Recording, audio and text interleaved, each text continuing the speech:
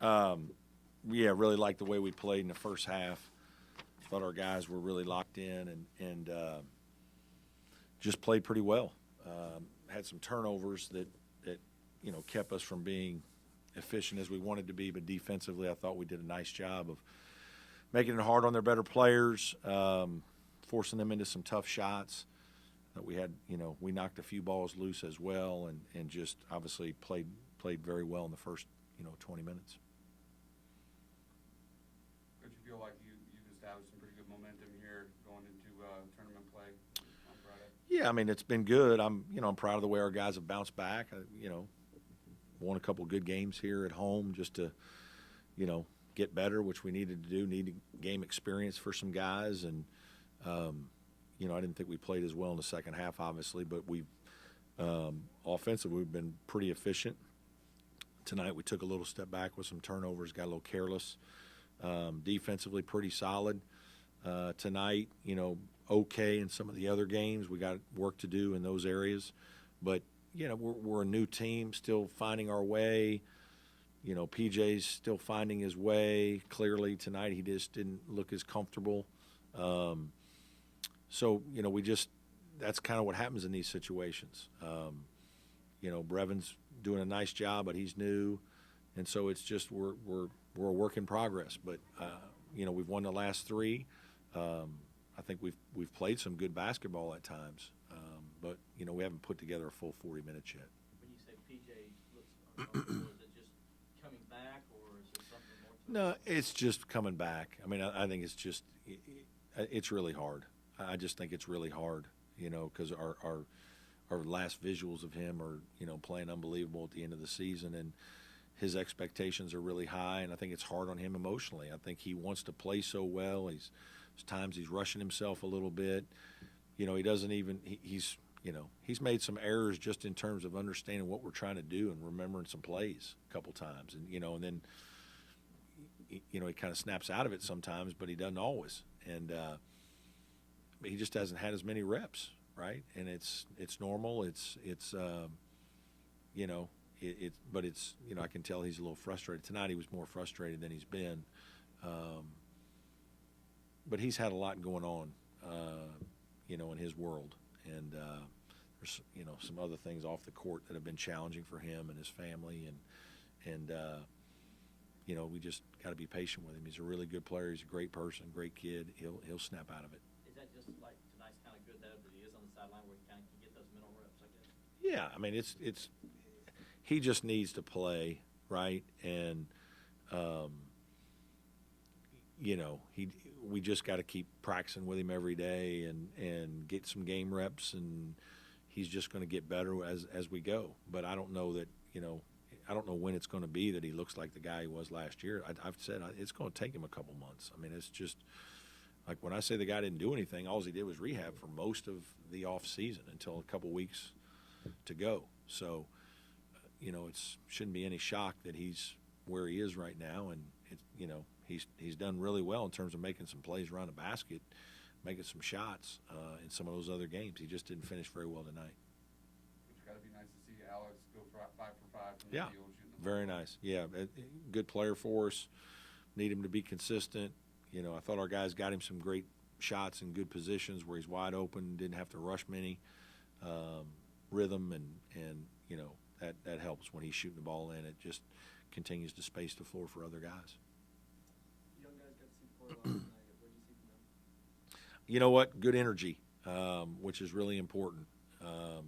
Sometimes they get a little quiet on me, and we've challenged them that that's something they don't always know what they're doing. They make a lot of mistakes in terms of coverages and just natural things that the game is fast for them. But they're big, strong kids. They're athletic. They're long, and I thought they gave us really good juice. It was one of their better games in terms of productivity, getting some consecutive defensive stops. Our first group, I was really disappointed with the way they approached the beginning of the second half. They just did not do a good job. Our second group did a better job, and I thought they relaxed and made some plays.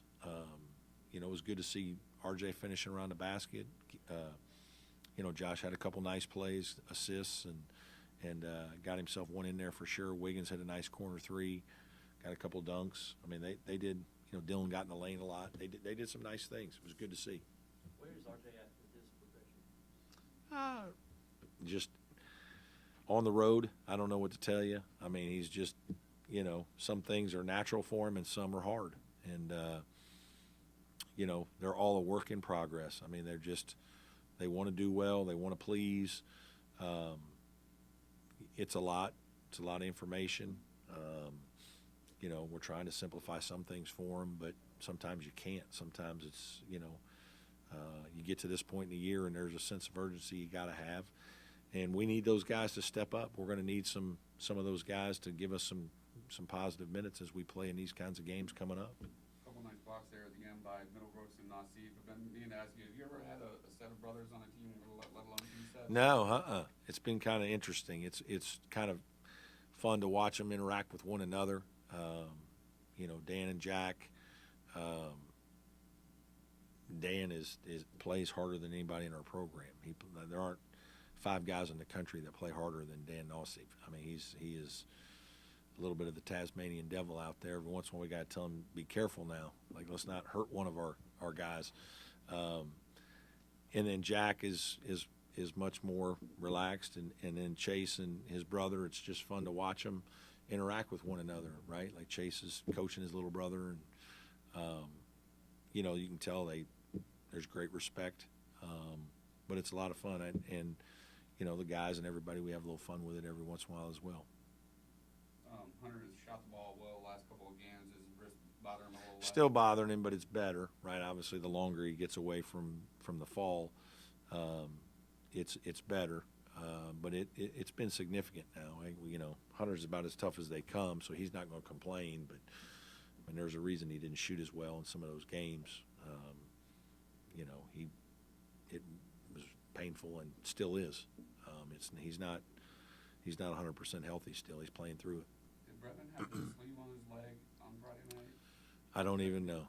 I don't know. I don't know if nobody's come to me that he's had issues or anything's wrong. Maybe he did it for comfort.